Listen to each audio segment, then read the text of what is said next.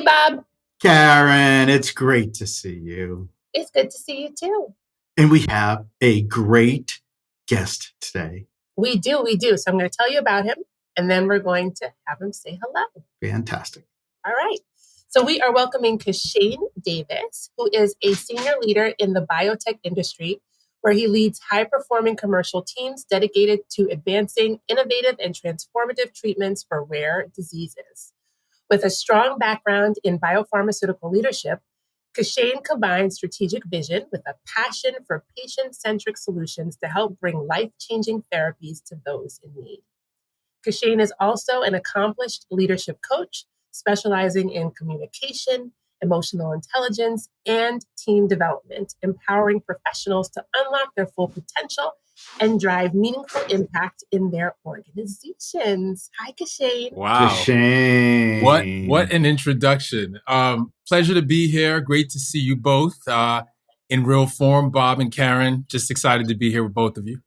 And we know that you've been an incredibly active volunteer and former board member of MVP. And Yes. just thank you for all your contributions and leadership with MVP, and Thank you. everything you've done for young professionals and our future leaders that are listening here and part of the MVP family. Thank you. Thank you.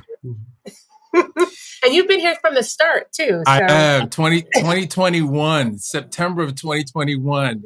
I'm old school now, I guess is what they would say, right? I've been around for a while. That's right. Veteran MVP. Yes. Kishane, you've had an impressive career.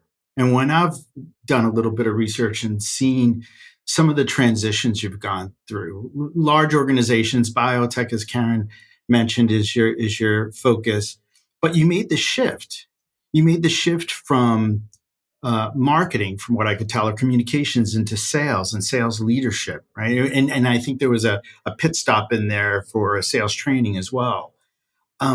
What was that gravitational pull to sales?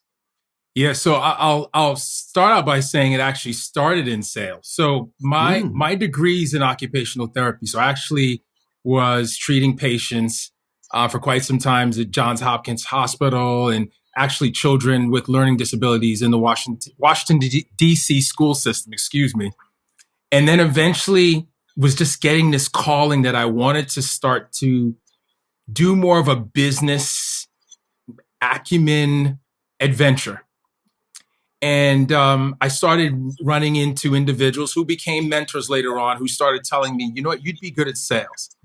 So I started beating on the door, and long story short, was able to break my way in to pharmaceuticals, starting as a sales individual, and then climbed from there to sales leadership, and then beat down the door to try to get into marketing, all in an attempt to diversify my background. I thought that I would be more of a valuable or a value add to an organization if my background was more diverse. So I don't want you to fast forward too much, right? Because I want to understand that transition a little bit. So yeah, you want to diversify, but why, right? Like why, and why sales? Yeah. Because sales is a very specific job, and you have to have a particular personality. Yeah, to be good at sales. It's interesting actually, because I am probably I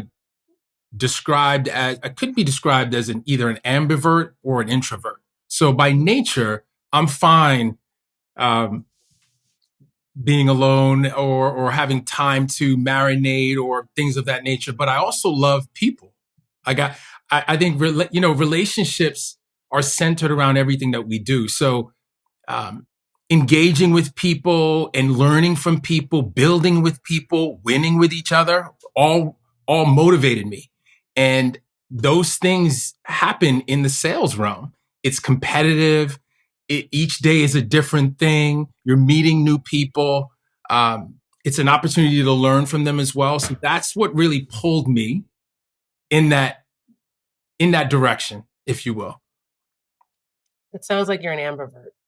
Because you're being pulled towards people. I know. I'm definitely an enigma to a degree. I think I've also grown as an individual. By nature, I was a shy child. I was definitely more withdrawn, and everything was internal. So I think with time and growth, and I think also as a result of being in sales, to be honest with you. So in a sense, it was a great journey for me because it pulled me out of my comfort zone and forced me to have to engage on a different level with different people with different backgrounds. And I think that was a valuable foundation to bring me to where I am today. So when you were growing up, though, how did you picture your career? Right. So you went into occupational therapy, and then you've made this is a major jump to sales marketing. Yeah. But when you were smaller.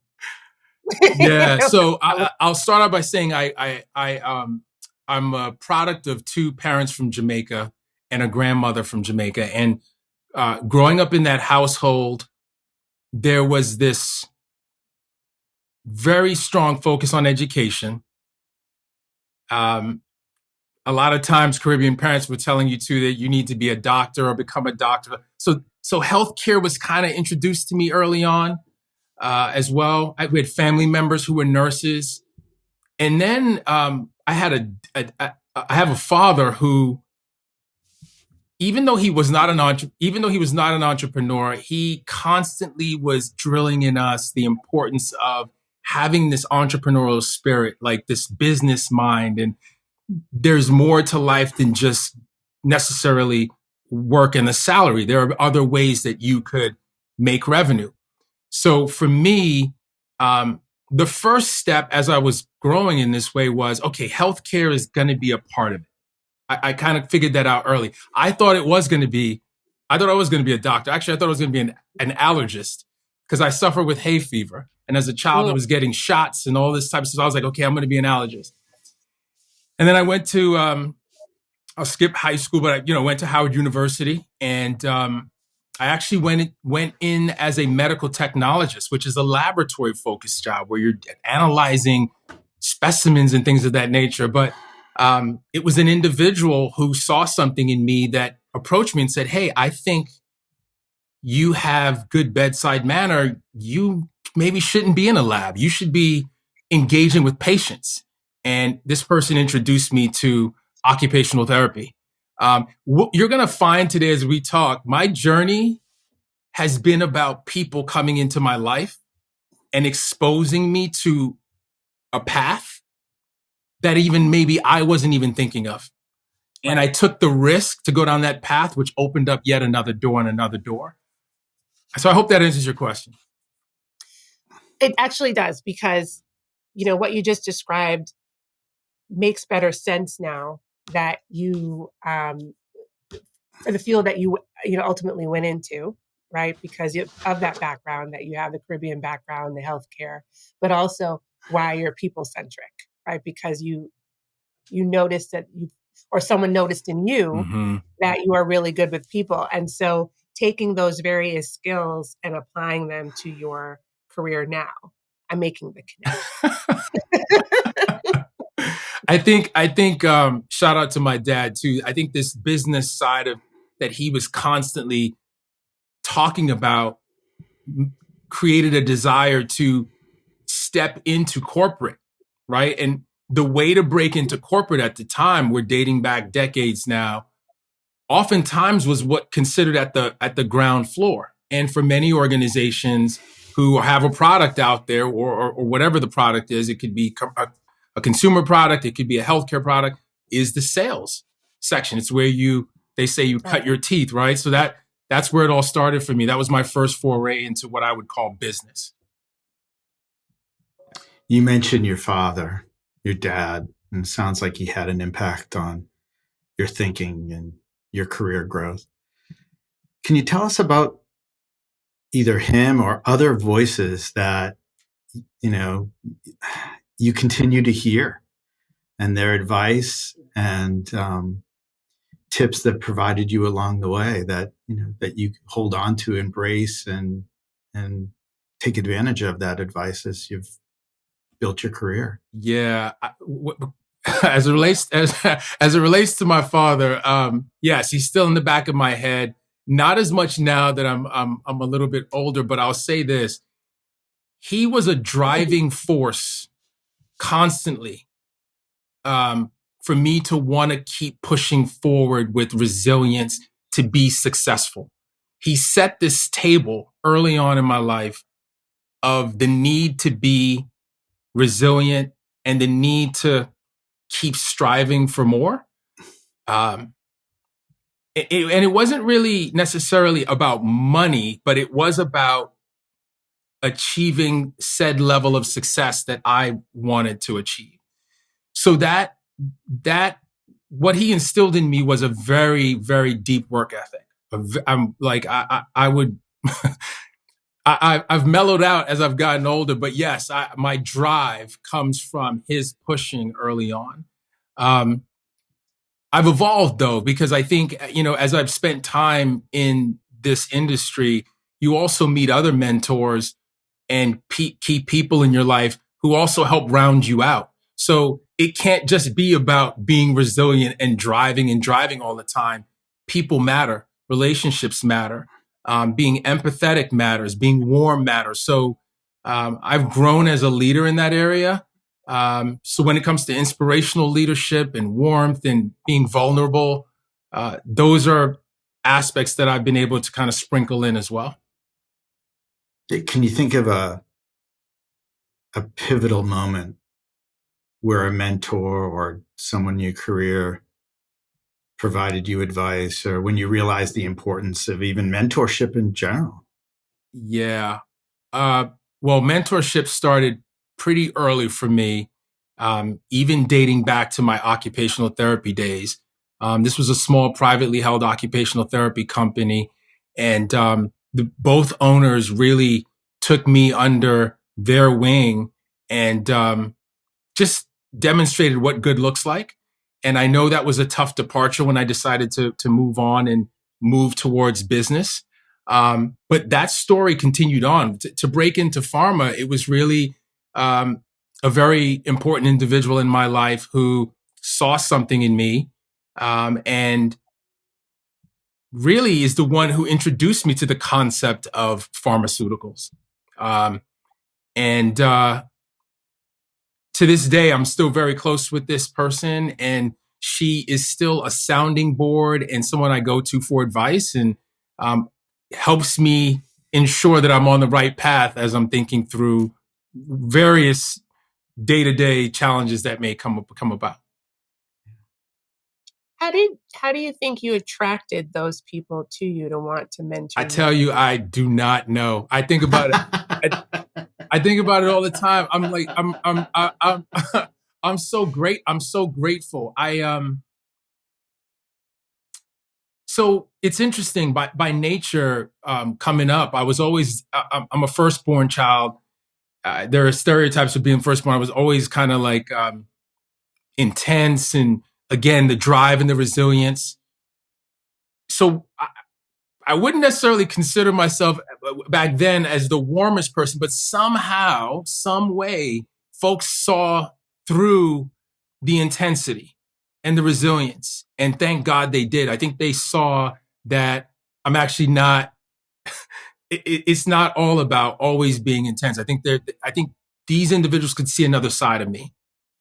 And maybe it is the people-centric side of me, which I probably wasn't really outwardly showing initially, but these people could see that, and it caused them to want to invest in me.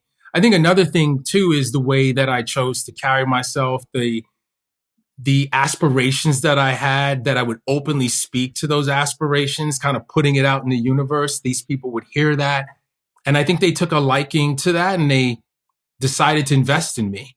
And that's literally what they did. They took a risk on me. When I broke into pharma, quick story, I'm sure people still do job fairs today, but that was a year or two in the making to transition from occupational therapy to pharmaceuticals. And I was going to job fairs. This is back in the day when you had newspapers. You're looking through the job, and I'm going to these random job fairs, and it's not working out. And none of these pharma companies are wanting to talk to me. And it was one job fair where I was getting ready to walk out, and this random guy walks up to me and he says, "Hey, are you going to the said job fair that's happening this evening?" And I remember thinking to myself, why is he talking to me? Because that was my personality back then. But he had a purpose. I found out about that job fair and I went that evening. And lo and behold, I met the manager of a pharmaceutical company who a year later, who would remember me from that job fair. And I stayed in touch with him for the year. He told me, "We're not going to hire you now, but I want you to stay in touch with me." That was the test. And I would reach out to him about every 3 months. And on the 4th try, he said, "You know what? I'm glad you called me. We're going to be launching this new product, and we're going to hire 10% of the field force that doesn't have any pharma sales experience. And I want to give you a shot." And I had to go through the interview process, but it speaks to being in the moment, taking risks, but then also following up. People will give you opportunities, but if you don't follow up, then it is what it is, right? Right. Yeah. And that's that drive, right? Because that's what caused you to follow up. Yes. Regardless of the fact that you thought you may or may not have liked people, but you knew you need to get something done and you kept in contact. I did. And it's not always easy to do that, right? You're putting yourself out there. You hope that you're not being annoying. You hope this person has a good perspective on who you are, but you have to trust your instinct and you have to push yourself. And if I did not do that, if I didn't go to that job fair, and if I didn't for the next year stay in contact with this gentleman, who knows if I would have broken in. And to this day, there isn't a day that goes by that I don't think about him. Wow. He is that impactful. Wow. Yeah. I don't know if I'm allowed to say names here, but yeah, he's. Yeah, sure. Yeah. Give a shout out. Yeah. His name is Ralph Cruz. Yeah. So he and Christine Sackdalen, who we all know who Christine Sackdalen is, right? One of the founders of MVP are two individuals that very early on in my career were significant door openers to opportunities, which just allowed me to walk through it, but then prove my brand. Right. Yeah. And that advice is so fantastic, especially right now where the job market seems a bit tight for many. Yes. And, there's someone that I'm working with right now, I'm mentoring right now, who reached out to me last week and said, they just shared how difficult the market has been on them. And they're looking for their first job. They graduated. They had they had an internship at J&J. They had an internship at Pew. They've done all the right things. They graduated with, a strong grade point average, all the things, doing all the right things, but having a hard time putting in all those applications, finding people, reaching out to individuals. And what advice do you have to someone like to Connor? Shout out to Connor, who is looking for his break. Yeah. What advice do you have? Yeah. Shout out to Connor. What's up, Connor? It is tough right now, and there's a lot of competition, and there's a lot of talented candidates. Sounds like Connor here as well. As simple as I'm going to try to make this, one, I do think you need to start with a plan. What is it you're trying to achieve? For me, I knew what I wanted. I was trying to break into a space where I was told, chances are you're not going to break in. Okay, that's all I needed, because then I was like, okay, I'm definitely going after this even harder. Yeah. And then, so you got to have a plan.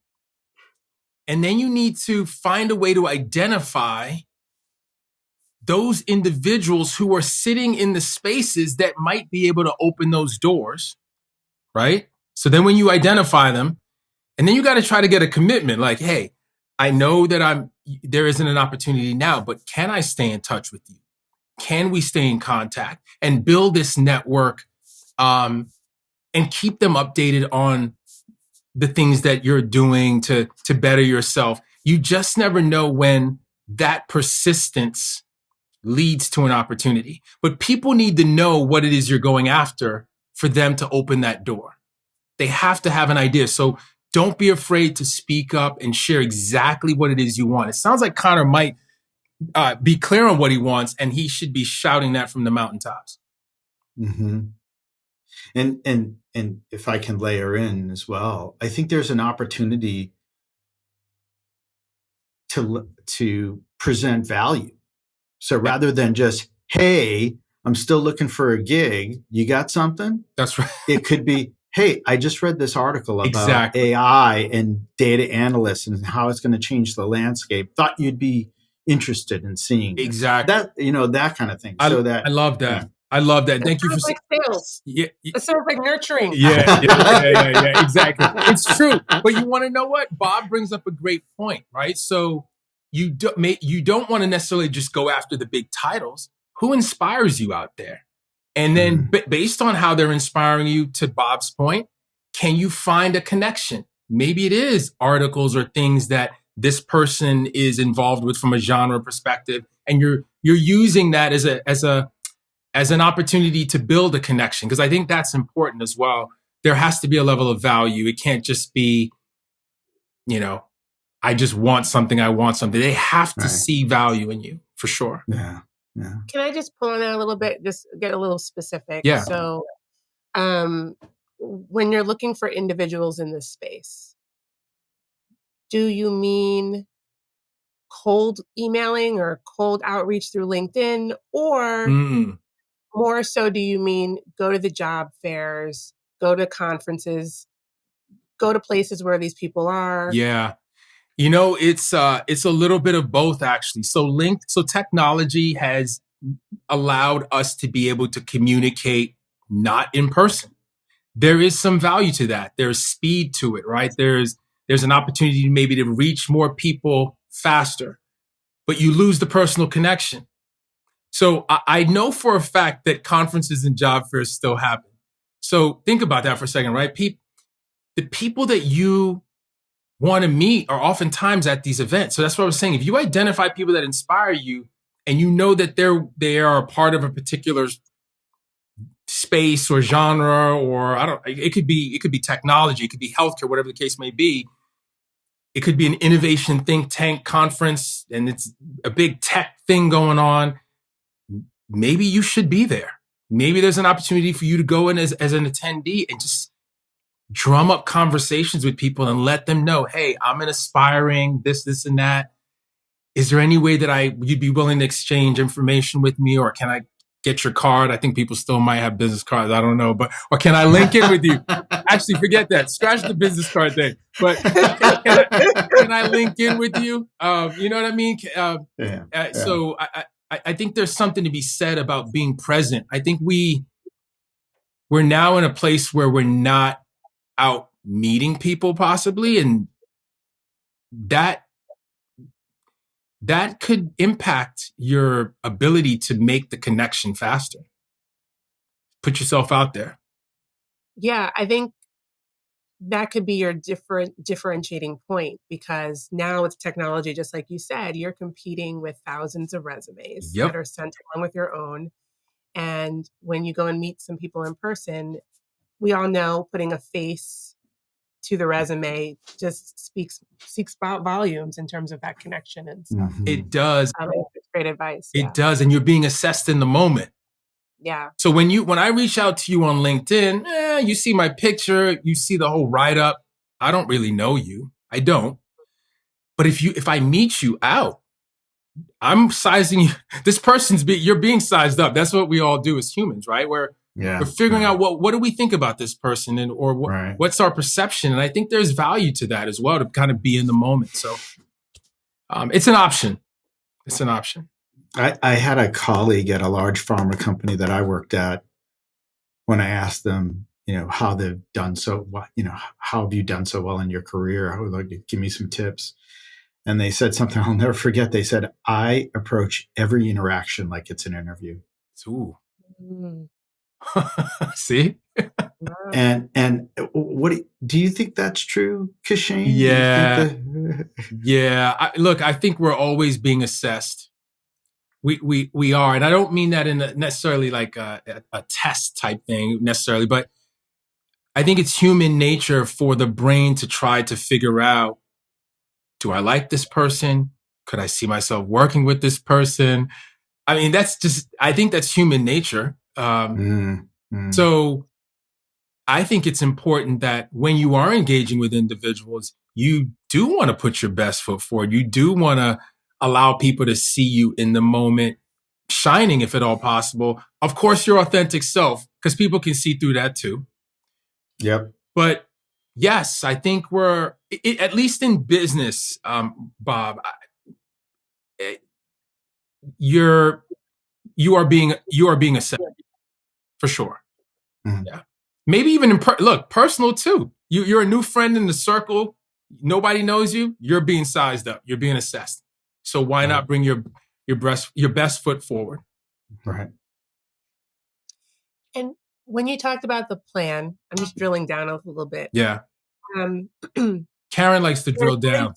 I do. I love it. It's good. That's good. Let's go. I mean, there's a couple schools of thought, right? One is, look, I want to be in, pharma. That's it. I'm just going to focus there. Or there's another school of thought that maybe I need to widen my aperture a little bit and just to provide more opportunities for myself, especially given this competitive environment. What do you think should be the best route, or pros and cons for each one? Yeah, I think in the beginning, it will definitely be helpful to have a targeted plan. It's not always easy, but start out with that target, whether it's I want to go down path A and at the end I want to be this, or I want to be this, or I want to be this. Once you figure that out, I do recommend or applaud anyone who then decides to pivot. So I started in pharma, and for about 10 years, I was in a variety of roles in pharma, sales leadership, and marketing. And then I decided it's time for a switch. And it's interesting, when the switch happened, I was putting it in the universe that it was time for something new. And then a phone call came in from a diagnostics industry, a lab industry, something I'd never done before, knew nothing about it. And this individual said, we're launching this service in the New York, New Jersey marketplace. We think you'd be great for the role. And I was like, there's no way I'm leaving marketing. This is what I was set out to do. And lo and behold, that departure and that risk was an amazing 9 years of my life. It was one of the most gratifying career moves ever. I met some of the most amazing people that I've ever worked with as well.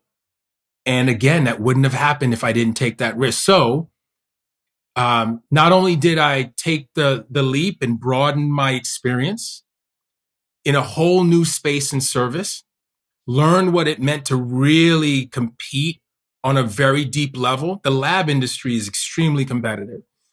I met amazing people, and I gained new skills that could take me on to the next journey. So I think start with focus, but be very willing to go lateral, go diagonal to gain different experiences. Yeah. That's super helpful. And what I see being in marketing, because I work very closely with sales, is a lot of young people will start off in sales, because those are, if you start off as a business development representative and you get a certain set of skills from that on an entry level. But of course, like you can continue going and earn an astronomical amount of money. So can we just take a moment to talk about that? All right. Wow. I went all the way there. Wow. It is a great job, for young people to get into, to learn particular skills and then transfer those skills in many different ways. So being the person that you are, it might just be meaningful to just talk about that a little bit, if you don't mind. Yeah. You're talking about financial gain or opportunity? opportunity. Just, if you want to break into, a lot of people that I see, they'll start off in sales and they'll either continue or they'll go into different areas. Okay. But they may not think that they should start in sales. Oh. And I think that, students should think about that as an opportunity. So being the sales leader that you are, maybe you sell us a sales job for young people. I don't know. Interesting. Sell us on sales. Interesting. Sell us on sales. Yeah, no, that is it's an interesting question the way you posed it. Here's what I'll say. Using myself as an example, that was not in the cards, right? It just was not something I didn't say I'm going to grow up to be. And no disrespect to anyone that does. I think I've learned the value that comes within the realm, but it was not a dream. Sales allows you to tap into if you're this, but the creative side of yourself, the relationship building side of yourself, the competitive side of yourself. If you're someone who likes to maybe geek out on certain topics, maybe it's clinical stuff or tech stuff. Now you get to become the expert and go out and talk to people about something that you love. So if you can find a sales role that ties into something that you're passionate about or excites you, it's a win-win. You get to talk about it every day. You build relationships. Oh, and by the way, you're selling said service or product, and there's an opportunity to excel there as well and do well for the organization, but do well for yourself. So it's a great starting off point, but it's also a great career. There are lifelong sales people who've done outstanding work in the community and made a great life for themselves. There are outstanding sales leaders who've decided that this is my path. I love working with salespeople and I love collaborating with various departments within the organization. This is all I need. So it's been a beautiful journey for me. And I, to this day, would highly recommend for anyone looking to break into an industry to definitely consider a sales opportunity. It may not be easy to break in, but it's an opportunity. I'm going to grab Karen's dig deeper approach. So if someone's interested in sales, they should probably have a full picture. What are the more difficult sides of the sales role? And how do you overcome some of those challenges that come with the role? Because it's not all bells and whistles and glory and money, right? No, it's not. And thank you for bringing it. It might be for Kishane because, he's been doing this. Yeah.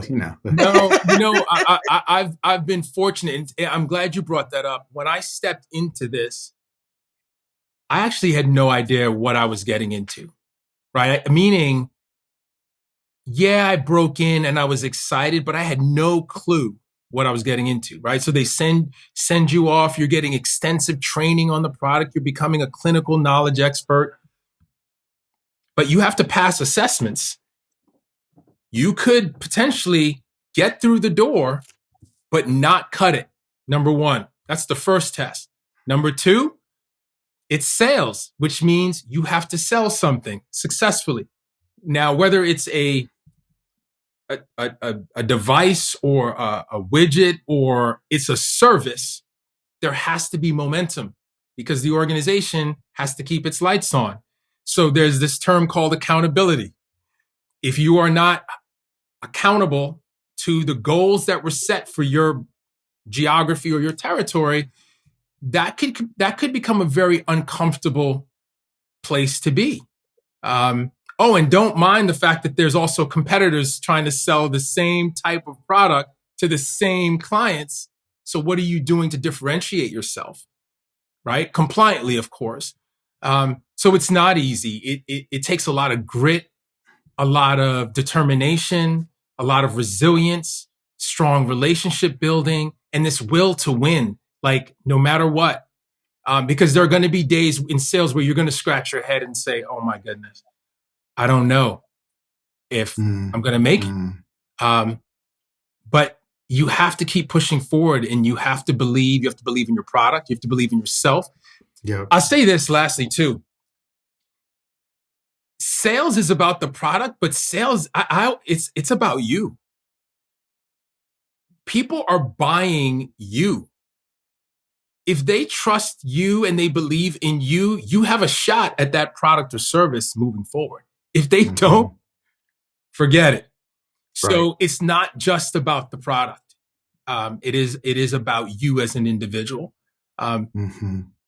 People like authentic people who know who they are, people who they feel they could trust, someone who's safe, someone who's fun, someone who's spirited. All those things matter. Yeah. Yeah. You said trust. Yeah. That's huge. It's big. And so when you think about building relationships, whether it's a customer or a colleague or anyone in between, what do you think are the critical factors in building trust as quickly as possible? What are the accelerants to building trust with an individual or a group of people? First is being confident in your brand. So what someone is seeing the first time they meet you is an individual who they've never met before, they know nothing about. It's critical to really own your space and walk in with confidence, walk in like you belong. 2, you should know your product really well. You should know you should know what you're representing really well. And you should have integrity, and you should be respectful of the individual's time. Because time matters, right? It's the thing that keeps on going. We don't have ample amounts of it. But I'd say that those are critical success factors to building trust. And then also doing what you say you're going to do. So for example, let's say you came in and you met this person, your customer, for the first time, and he or she only gave you, or they only gave you 20 seconds to say your message. And they said, you know what? Come back Friday. I'll have a little bit more time. You better come back Friday. That was the window. That was the opportunity. And they'll remember. Yeah. I thought you were going to come back Friday. Oh, well. So do what you do. Either do what you say you're going to do, or if someone has put a commitment on you, do your very best to follow through. Right. Yeah. So. Yeah. As Karen and I heard someone say one time, don't do it. Do it. Do it. Do it to make sure. Do it. Do exactly. It. Like you do it. Exactly. Right? Yeah. Exactly. Yeah. Accountability. So true. Accountability. And one more, I'm going to pull that thread just a little bit longer.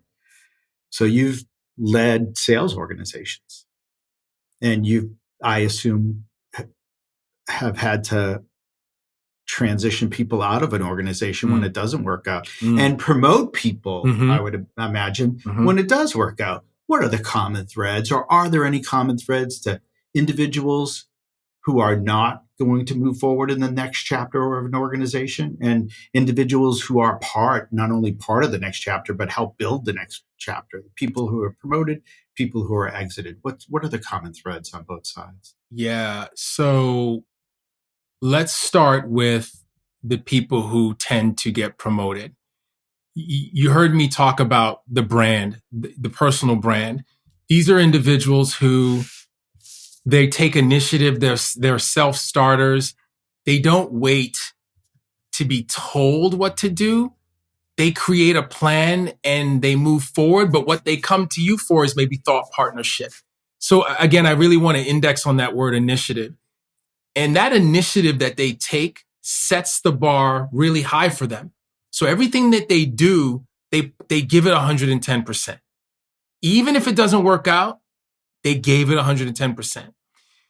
On the flip side, it's the individuals who struggle to take initiative, struggle to come up with a firm plan, require consistent, ongoing, maybe like nudging.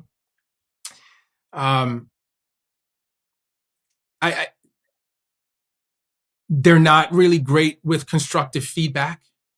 Mm. In an effort to try to help them rise and get better, they can't get out of their own way. Everything they're doing right now already is great. So why would I need to do more? So attitude matters, right? So that's what I tend to find as the contrast between both. And I can go down a rabbit hole with that conversation, but I think I'll keep it brief there with that one. Unless you have another thread to pull, Bob. No, I could keep going, but I'll let Karen start a new topic, perhaps, or she can. I can make a loop. Okay. Because everything that you said about selling, and by the way, I did this intentionally, just so everybody knows. Everything you said about selling sales is pretty much the same steps you talked about earlier when trying to get a job. Mm. So if you are mastering these skills or leveraging these skills, then while you are looking for a job, because the product is yourself. That's right. Mm-hmm. That's right. In that situation, then you can just easily move into sales, or just learn these sales tips and apply them to your job search and anything else you do in life. Yes. Because they're very similar in I like it. in approach. I like it. That's a full loop. That's a full loop. I like it. I like it. And tie the thread. I like it. So, Bob, would you like me to do my recaps? I think it's time. I think it's time, right? Sadly. All right. Okay. So here are some key points I heard you say, Kishane. Diversify your portfolio of skills. Allow people. Wait, hold on. Sorry. Push forward with resilience and keep striving for more. Just lean into that deep work ethic. Focus on giving that 110%. Yes. Which, by the way, because I'm Jamaican, Jamaicans typically. Oh yeah, there's a little bit of a cultural aspect there. Yeah. Yes. Yeah. So yes. If you're Jamaican, if you're a young Jamaican child, you probably already have it. People, relationships, warmth, empathy, and vulnerability matters. They do. Openly speak life to your aspirations. It just may attract the right people to help bring them to life. Be in the moment, take risks, and most importantly, follow up as agreed to. You talked about having a plan, a focused plan, but be flexible enough to move diagonally or laterally if necessary. Stay in touch with the individuals that are part of that plan, that will support that plan, and build your network and keep updating them. That's part of that follow-up. Always put your best foot forward authentically. And now I can't read my handwriting. Many mentors help round you out. Yes. No, well done, Karen. That was a great recap. You hit it out the park. That was great. And I would top it off with it and embrace the unexpected opportunities. Yes. Right. I had a coach just hammer in my head. There is no such thing as luck. There's just preparation meets opportunity. And so be prepared with that 20-second elevator pitch. Right. Right. And be prepared to embrace that opportunity when it shows up unexpectedly. That is right. Right. And don't give up. I think this is also a powerful lesson that you learn in sales. I haven't really learned it very well, but don't give up when people say no. Oh, like, rejection is not necessarily about you. It's about what's going on in the moment in time for that person or that situation. It's not really about you. And just move past that and keep going. Somebody will say yes to you. That is 100%. I can remember still to this day every no I received at those job fairs. I can remember. I can see their faces. But it was that one yes that made all the difference. And that's all it takes. All it takes. Yeah, that's it. Yes. Yeah, I don't like the word no. So exactly. Yeah. Kishane, you ready for some rapid fire questions? Sure. Yeah. All right. So keep it crisp, but tell a story if you like. Okay. What was your favorite subject in high school? It was biology. The sciences, I was into that. Yeah. Nice. Yeah.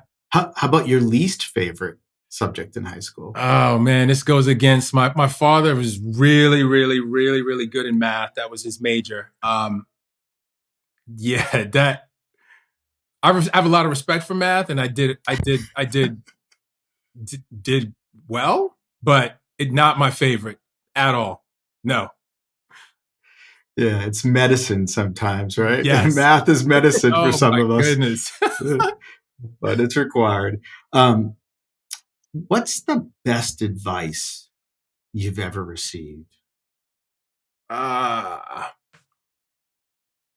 Walk into the room like you belong. Walk in with confidence and be confident. Like, own your space, and you deserve to be there. So that I'd say that was the best advice. Do you have any advice you've received that you're happy you did not embrace? Some bad advice that you avoided making part of your day-to-day? Yeah. So, there's some schools of thought where they say, look, don't rock the boat. Don't speak up too much. But if you're bringing value to a situation or an organization, it's your duty to speak up, and to share what's on your mind. It's how people start to really get an understanding of who you are and your perspective. So that's number one. I'd say the other one is you're too young to lead. I was an individual that stepped into managing a sales team pretty early in my career, and a majority of the people I was leading were older than me at the time. And I'd heard that, a young leader trying to go in and do that, it's not going to work. But they weren't right. We were a winning team, and they were a great group of individuals. So took them time to get used to the concept of this young person coming in, but like with everything, it takes time. So actually, it was good. Right. Fantastic. Here's the big one. What's your why? Why do you do what you do? If I could answer that twofold, and it's like there's this my day-to-day of what I do every day in healthcare, but then there's this other one. So one, we talked about it earlier, helping in any way that I can, allowing patients to achieve positive outcomes is important to me. So that's something that I hold very close to my vest, and I'm happy to be a part of an industry where we are. Oh, wow. I don't know what happened there. Yeah.